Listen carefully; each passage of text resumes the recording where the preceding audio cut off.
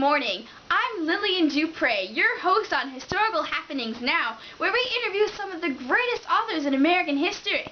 Today, we're honored to have two of the greatest authors ever, Harriett Beecher Stowe and John Steinbeck, who both did a great job summarizing their time period. To start with, we have Harriett Beecher Stowe, the woman behind Uncle Tom's Cabin, aka the little lady who started the war. Thanks, Lillian. I'm pleased to be on the show. We're pleased to have you. So, your book, Uncle Tom's Cabin, was published in 1852. What motivated you to write such an audacious novel? Well, my book was written in order to show the mistreatment of slaves to the overall public. I based my writings off my own personal readings, observations, and accounts. I grew up in Cincinnati, across from the Ohio River to Kentucky, which was a slave state. After I traveled there and saw the horrid ordeals that slaves had to go through every day from the hands of their masters, it drove me on to do something about it to let my fellow Americans know exactly what was going on.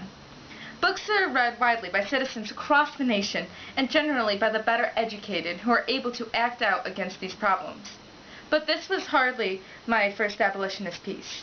I started as a freelance writer, writing against local and religious protocols to help support my husband and children, so I had experience with writing in the past. However, overall, the initial factor in writing the book was my anger towards the Fugitive Slave Act of 1850. I used the book as a response to that. Fascinating!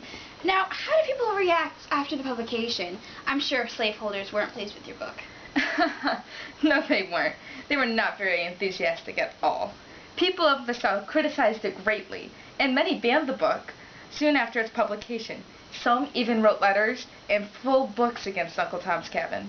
But at the same time, I became a celebrity of all sorts in the eyes of those who did appreciate the book, and I became a spokesperson for those who agreed with my views on slavery. Ah, I see. Well, we're almost out of time, but could you enlighten us on a brief excerpt from your book? Oh, certainly. Let's see.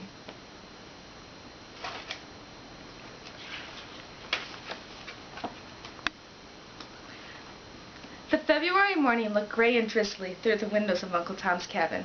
It looked on downcast faces, the images of mournful hearts. The little table stood out before the fire, covered with an ironing cloth.